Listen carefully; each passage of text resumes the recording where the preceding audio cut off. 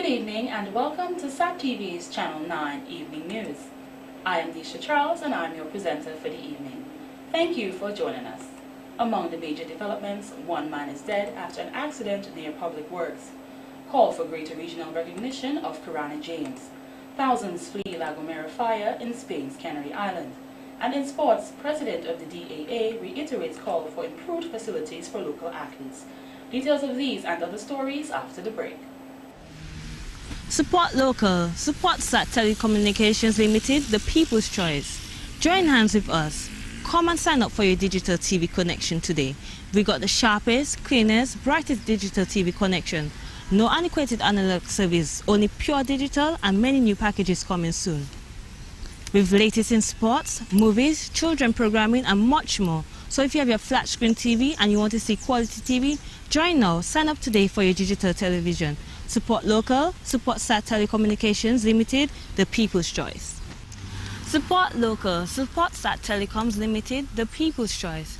Join hands with SAT and come in and sign up for your digital internet connection today. The fastest broadband digital internet. Why settle for imitation when you can get a better choice? Choose from our 5 packages. We've got the warm-up package going at 256 kilobytes for $28.75. We've got the Breezy package at 1.5 megabytes going at $57.50. We've got the Maverick package at 3 megabytes going at $69. We've got the Jetstream package at 4 megabytes going at $126.50. And we've got the Warp Drive package at 6 megabytes going at $241.50. So come in today and join in hands with the family of SAT Telecoms Limited and sign up for your fastest digital broadband internet service today. Thank you for staying with us. Now for the details of the news. The 5th Annual Nature Island Literary Festival and Book Fair saw a massive turnout on Friday, August 10th. In a country where relatively few writers exist, it is a huge accomplishment for Dominica. The festival's director, Dr. Alwyn Bully, says the mission statement has been to promote the literary arts as viable creative industries and valid career choices for our people. The main thing has always been to ensure that it is a people's festival. We've been able, although we're struggling to do so, to keep it as a free festival to the entire public, including the workshops that are provided. And for that, we have to be grateful again to our many writers and artists who have agreed to give them the time and their talent free of charge. But we never wanted it to be said that anybody could not come to the festival because they couldn't find the entrance fee. And this in itself has been an achievement. The Minister for Tourism, Honorable Ian Douglas, welcomed all writers and visitors to Dominica and says Dominica inspires a strong passion, a great starting point for those involved in the literary arts.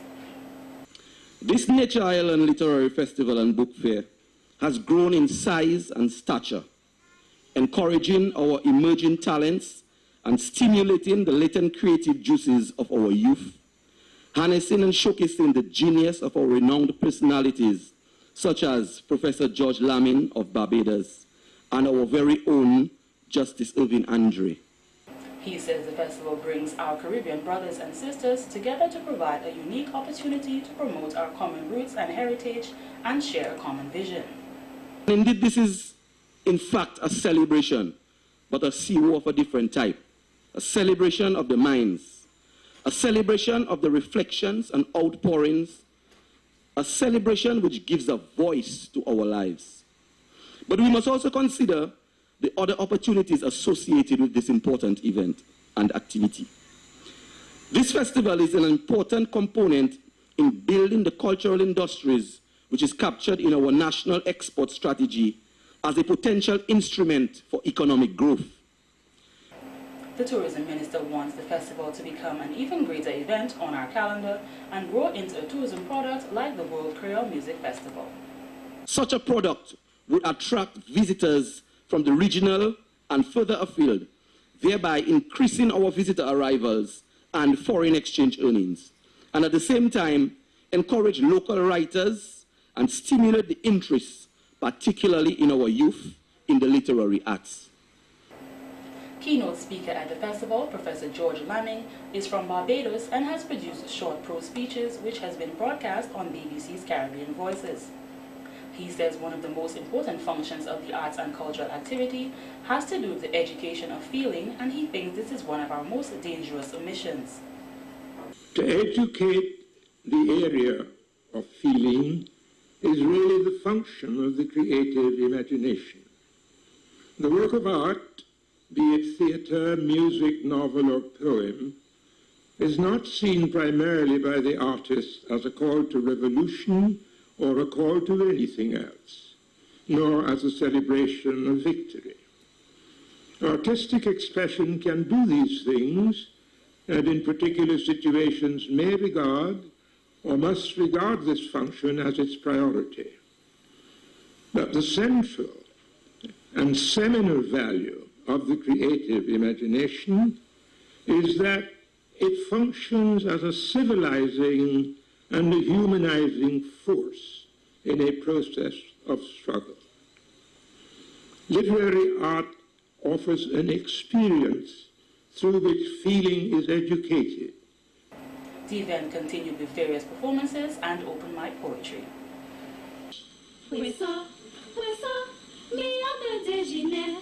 Dumplings and avocado peels. When she opens my rectangle. Tiff, tiff, tiff, playing we country. Tiff, tiff, destroying we place. Things to sweat and labor for. They will take a lot and more. Lord, it's a red disgrace. Many villagers across Dominica were busy on Sunday, August 12th in a cleanup process as their homes and or villages were affected as a result of the passage of Tropical Depression 7. What would normally seem as a stream on the Canefield Highway erupted into a river as the influx of water could not travel fast enough to the sea, which was blocked and flooded the highway. A pickaxe and shovel certainly could not clear out the debris, and an excavator had to be called in to remove the debris which blocked the culvert from letting the water flow into the sea. The river near the Canefield Airport also overflowed its banks, which flooded the runway of the Canefield Airport, scattering debris all over the runway, which halted operations at the airport. One of the hardest hit villages was Layu, as the road leading to the Layu Valley was completely cut off when the Layu River's waters' untamed force proved too much to the fragile road, which was washed away. President of the Layu Improvement Committee, Mr. Lazar Charles, says about 10:30 p.m. on Saturday, August 11th, they really felt the effects by the passage of the tropical depression as they got out of rain when the river overflowed its banks. 5 boats were washed away, but the guys went out even in the weather, the challenging weather, and they were able to retrieve 4 of them. One, the 5th one was extensively damaged, so it's lost. 1 net was washed away. 2 outboard motors were slightly damaged. That is what we have presently as the impact on the damage. But you look at the excess of the water. There was a lot of water there off these banks. The low-lying area close to the seashore was flooded. Mr. Charles says they are very concerned with the way in which the Layu River is dredged, and the community, in addition to the companies dredging the river, should have a very important meeting to discuss the proper management of dredging the river.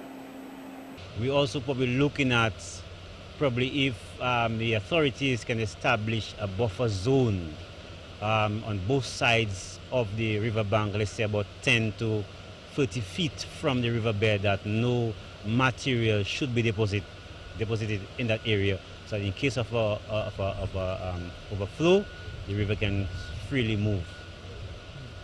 As to the extent of the damage, we cannot give a figure because where we are standing now, we understand that higher up that there are more damage. I think a bridge was washed out. That's on confirmed report.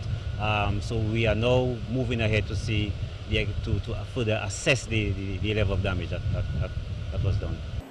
Mr. Charles explained why the Layu Bridge was spared this time around from the flood waters. That would have to do with some sort of, the mitigation measures, the dredging of the river, probably before the flooding, you see the riverbed rise. we even have silt in the water. So the sand was removed so that it dropped the bed, so that it would accommodate some of the volume of the water. That helped in a way. Cleve Paul, a villager from Layu, gave an idea on how to reduce the effects of the ravaging of the Layu River during heavy rains. From them thing there, that happened since in 96 to 97, right?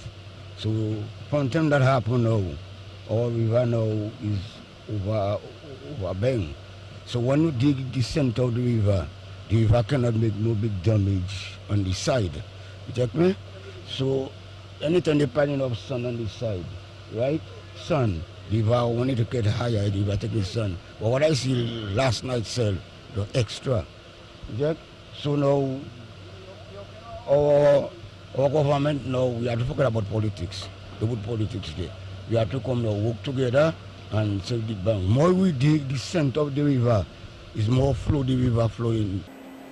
Villagers in Massac also felt the force of the depression as there was flooding, which included a garage, which left the workers to clean up rather than work on vehicles. An excavator was hard to work trying to clean the Emshall Bridge, which normally floods during heavy rains, as a lot of debris was trapped under the bridge, thus preventing the proper flow of water. Minister of Public Works, Energy and Ports, Honorable Raymond Blackmore, reported a number of villages experienced landslides, which he thanks the operators of heavy machines for responding quickly to clear the roads. He added that farmers were also affected, and in the village of Castle Bruce, an estimate of 1,000 cows were killed. Mr. Blackmore says they currently have a team of experts assessing the damage island-wide before a report can be given on the cost of damage done by the passage of Tropical Depression 7.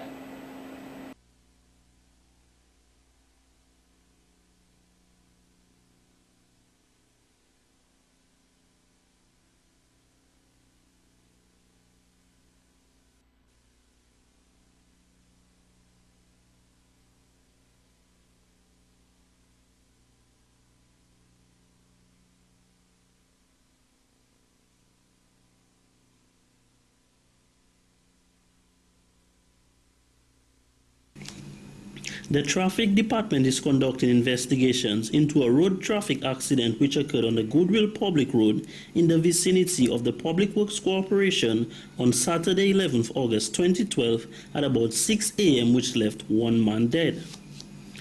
Police Public Relations Officer Inspector John Carbon has more on this story.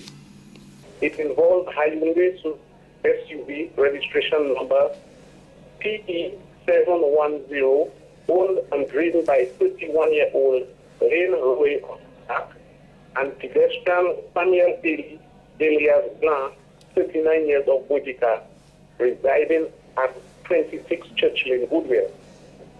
The vehicle was traveling south on Goodwill Road when it turned right into the western lane and struck Samuel, who was crossing from east to west on the western lane.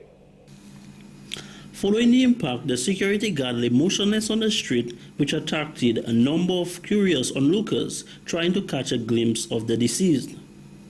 Mr. Ali Samuel of Botica sustained multiple injuries to his body and was transported to the Accident and Emergency Department of the Princess Margaret Hospital by the Fire and Ambulance Services and was pronounced dead upon arrival by a medical practitioner. An eyewitness says that the driver of the SUV, Mr. Roye, who is a customs officer, was traveling at a high rate of speed on the right-hand side of the highway while traveling to Roseau when he had to be on the left-hand side.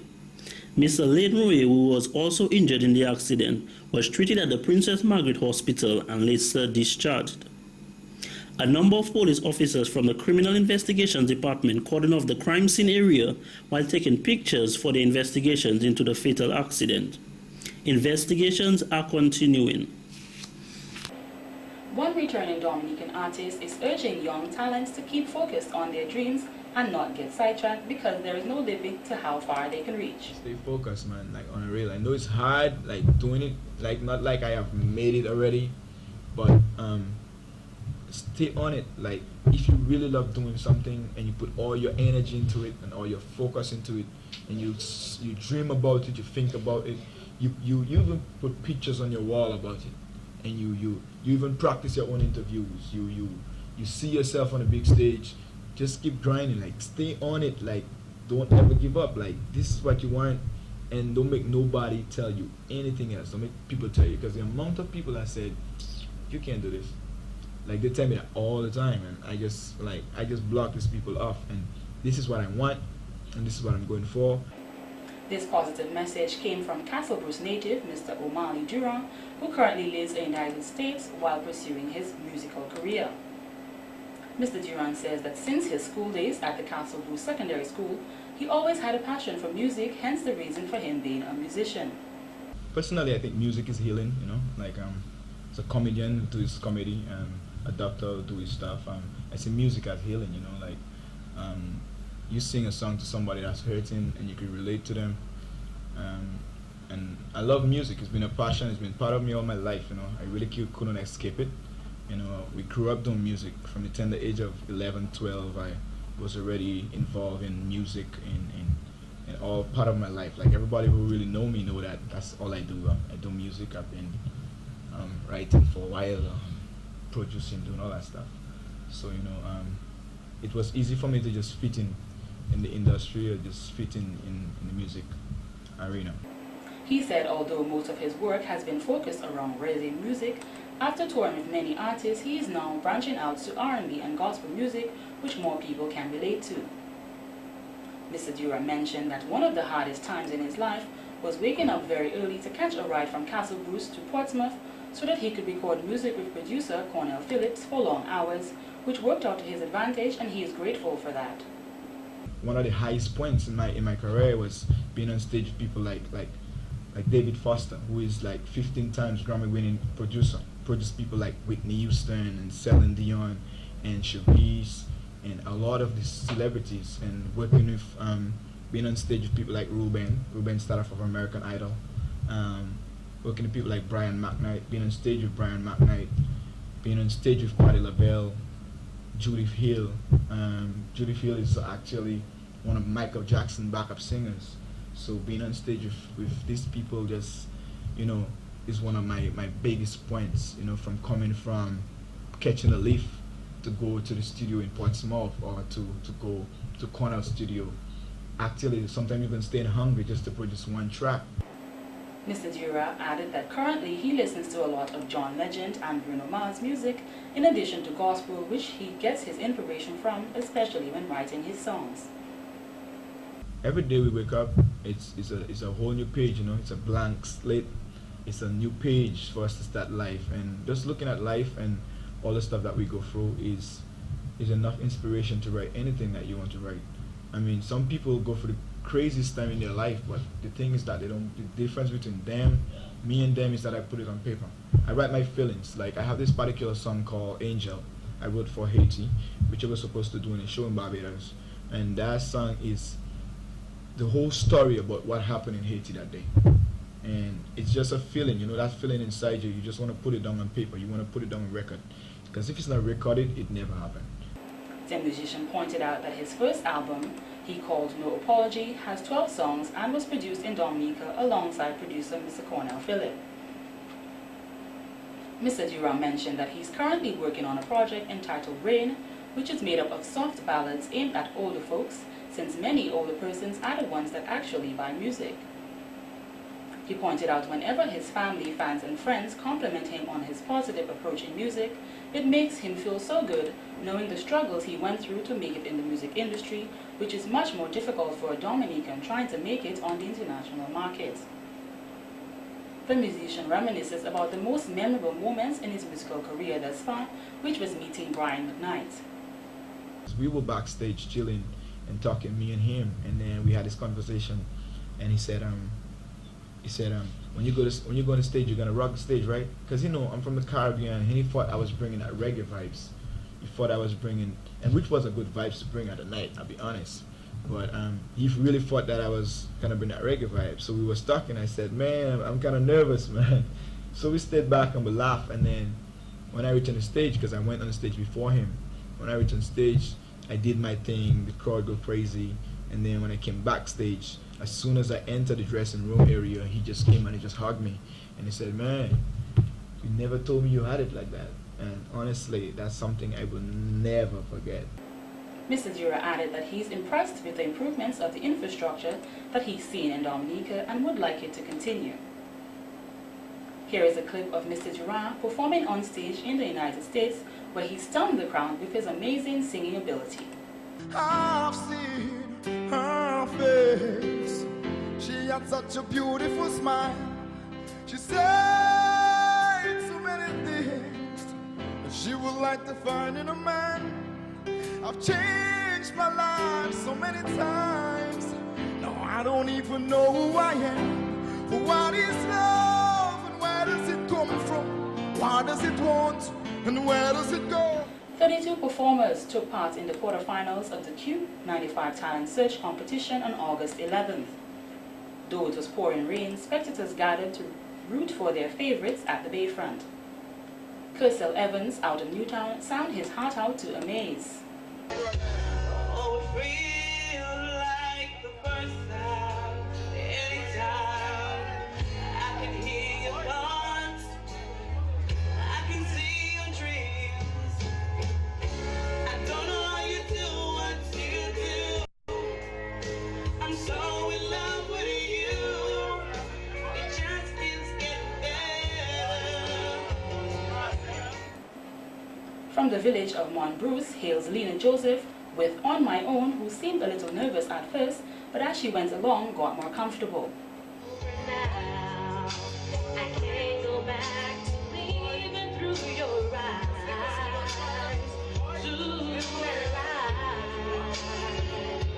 And it feels so long right now.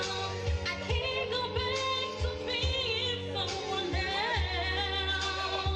Not anymore. I never had the chance to do things my way. So now it's time for me to take control. Here is Leona Peters from Ans the Maid with her rendition of Tattoo. Free to admit that I'm wrong and then change my mind. Sorry, but I have to move on and leave you behind. I can't waste time, so give it a moment. I realize nothing's broken. Need to worry about everything I've done. The very second like it was my last one. Don't look back, got a new direction. I love you once, needed protection. It really rained down while Rachel John Baptist was giving her version of Knew Somebody. Ready now, I'm ready now. Are you ready now? 'Cause I'm ready now, I'm ready now. Oh, oh, oh, oh, oh,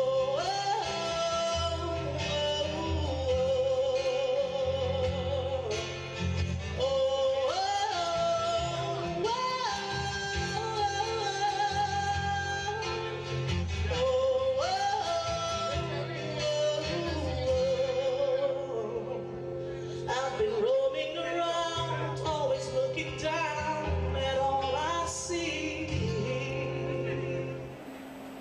And lastly, one of our Calypsonians, but in the competition he is known as Jamal Lloyd. Always got to need the space, and now I can't reach your face. So where are you standing now? Are you in the crowd of my voice?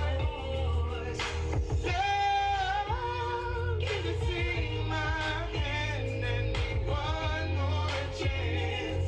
We can still have it all.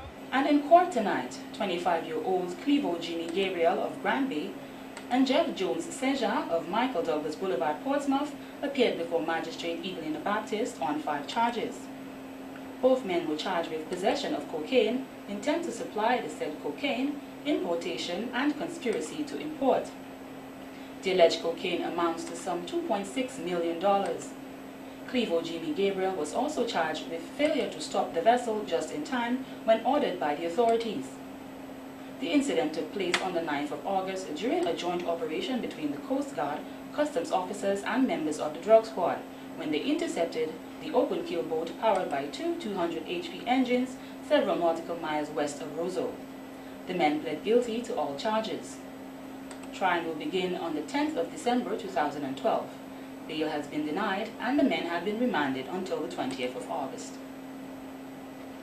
In more court news, Vic Vincent Volgaire of Guadeloupe pleaded guilty to possession of cannabis.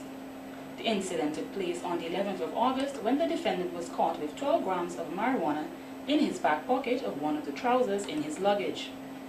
Mr. Volker said that he is aware that in Dominica marijuana is illegal and it was an honest mistake of his. He was fined $750 to be paid by 3 p.m. on August 13th or spend 5 months in prison. This has been the local segment of the news. Coming up.